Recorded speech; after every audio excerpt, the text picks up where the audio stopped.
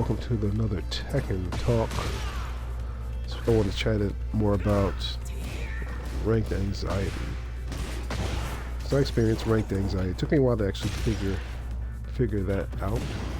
Well, maybe I always knew that, but didn't know that there was a term for it. Definitely did it. I watched a lot of YouTube videos. Just the videos, not so much on how to combo this or that, but more so the mentality videos I enjoy. Just trying to figure, best ways to get through, whether it's the learning, the losses, and all that. But ranked anxiety, people see it different ways, or I guess experience different ways in terms of the anxiety of going into a ranked match, and you got your points on the line, you got your pride on the line, you got your ego on the line. All this stuff is on the line, and people don't want to. They don't want to lose it. So they don't enter rank, and you have the people that enter rank. They don't want to lose it, so then they do the nefarious things such as plugging. But I realized my ranked anxiety, I managed to beat it. How did I beat it? Well, I learned that it was, for me, more of a baggage I held than a ranked anxiety,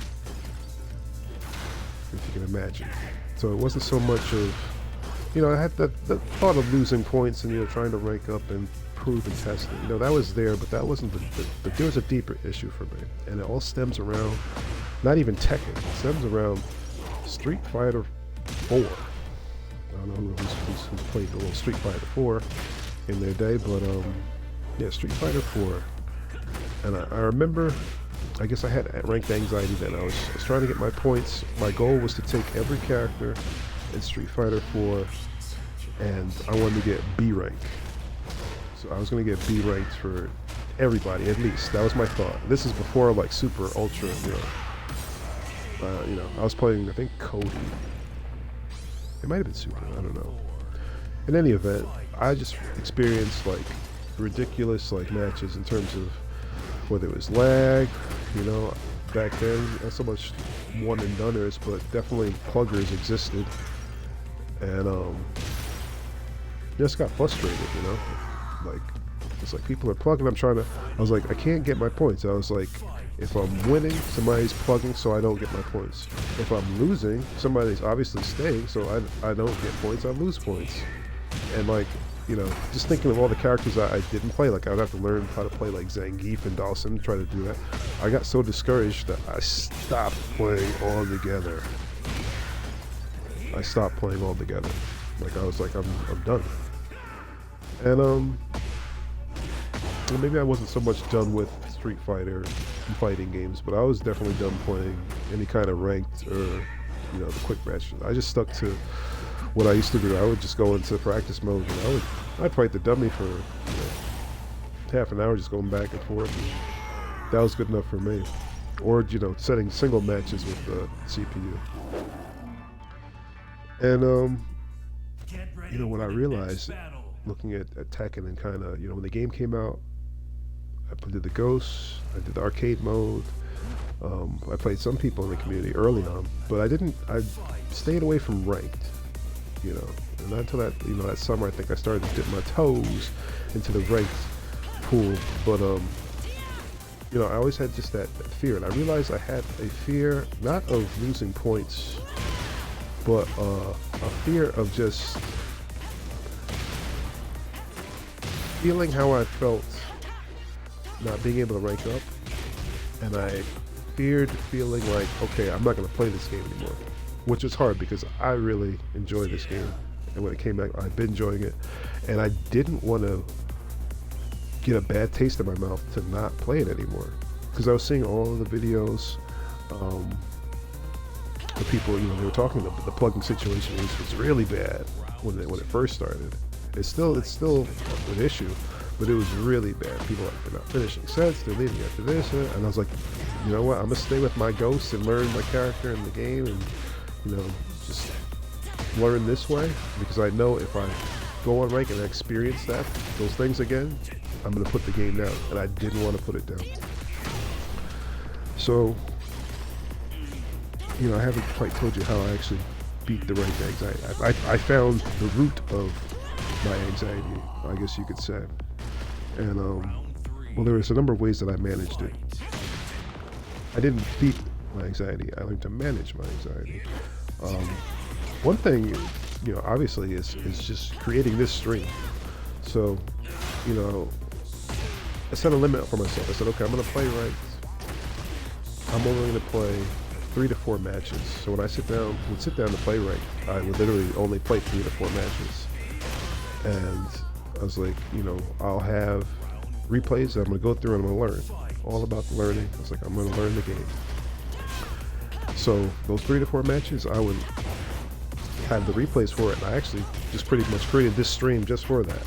So creating the stream, reviewing my replays, helped me manage it a bit. Because now I was putting myself out there. And, the thought was, okay, now this is for learning and for content. Maybe it'll help somebody else while helping myself. Now sitting down to play, in front of each match, before each match, I definitely would feel the nerves going. So, what I would do is I'd warm up, whether practice mode, yeah, you do have the practice mode, you can warm up before the match, but I actually get a couple ghosts, warm up with them, and then I would write down 3 specific things that I wanted to work on, and it would be large to small. It would either be, say, to do this combo, that would be a big one, or it would be to start using this move, so it's like Dragon Hammer, for instance, incorporate that into my gameplay. Or it would be, I'm going to make sure that we launch any lows that we are able to block. So I would write those down, set them there, and those would be my goals to keep me focused in the match. And just kind of like, once I had a mission, notice that my goal wasn't to actually win, it was to complete my small goal. And if I did it, I was like, there it was. That's what I came for. And in minimizing the number of matches I did, or saying I was only going to do 3 to 4, and in all honesty, I would end up doing 5 or 6. Once I started to feel more comfortable, I'd say 3 to 4, but I'd play 5 or 6 matches. It kept me from tilting. It also minimized the tilt, because now I wasn't, after 5 matches or 6 matches, whether I lost or whether I won, I pretty much was set. I didn't allow myself to go any further. I didn't say, oh, I'm on a win streak, let's keep it going. I was like, nope, we're stopping here. The most I did go was maybe 2. Like I said, I say 3 to 4. I had 5 to 6. I was like, we have enough videos, replays that we need to watch.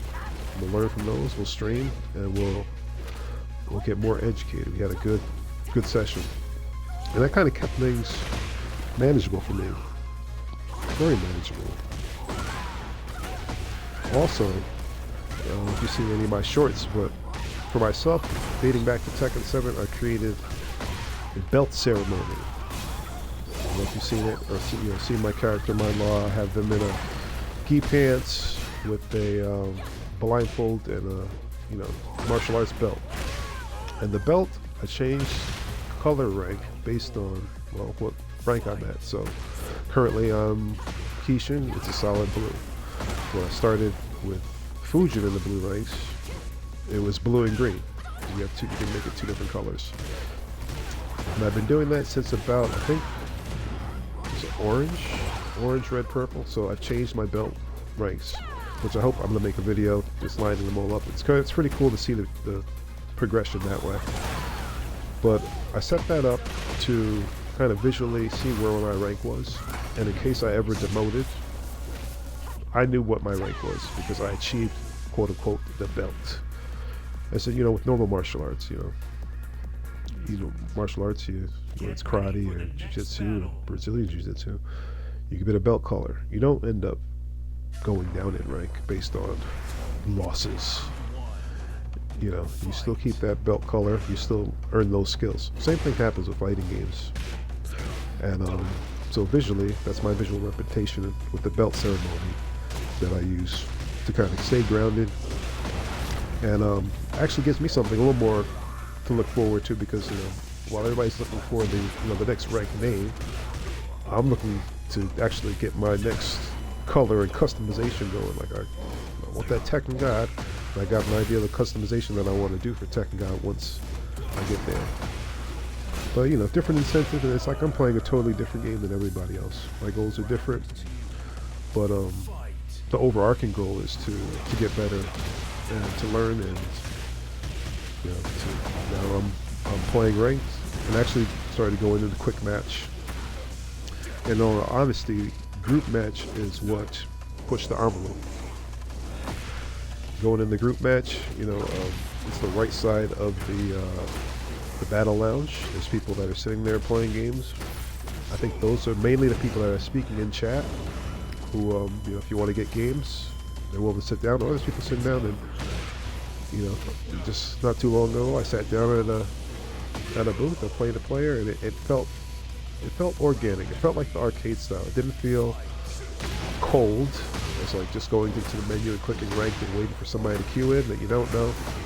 Mind you, still don't know the players in the lounge, but the avatars and the ability to chat is kind of, it's doing its best to create that arcade environment. Just yesterday, I was, working on some drills with some ghosts, and I saw somebody in the chat that said, "Anybody up for games? Trying to play?" Not me. I wasn't trying to play, but I thought to myself, you know what? Maybe I should try to use the chat and see who wants to play at some point in time. I brought my avatar to see just who was, on the machines in that area of the lounge. Lo and behold, the person that wrote the chat, their avatar is running around like a maniac, but they stopped in front of my avatar and they motioned me to a, arcade cabinet. And I was like, well, sure, no problem. I'll fight. So we had a match, and I have the replays for that. We'll go over that at some point in time. But that definitely opened me up more to ranked play, quick match, and reducing that anxiety, or more so managing it. So I still get the anxiousness here and there before starting a match, but it's definitely minimized. And as I said, this person's like, let's play, and I didn't hesitate to give him a match, as I probably would have in the past. So I know everybody experiences their ranked anxiety differently, but those are a couple ways I learned to manage mine. Hopefully, you'll be able to use those tips to your advantage and be able to minimize and manage your own ranked anxiety. But that's this week's Tekken Talk. Next week, we'll see what we have to talk about then. I think we're gonna kind of close out on this Nina and Paul matchup now I'm drawn into. And we'll see you on the next one.